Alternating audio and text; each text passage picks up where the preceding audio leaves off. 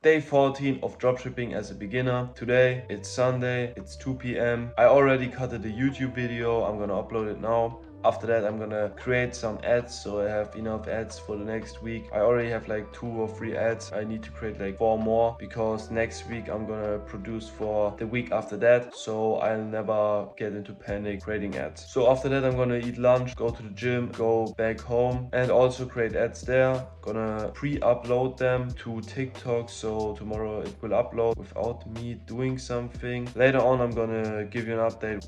So right now it's pretty late, it's 11 p.m. I want to head to bed, but I need to get one more video done. I won't put much effort in this because I did put a lot of effort in my last TikTok videos. I think it's maybe too much because I did a lot of emojis, a lot of text, sound effects, etc. But I think it's worth it, I hope so. Let's see. I was in the gym today, I did edit some TikToks, and yeah, that's it for this day.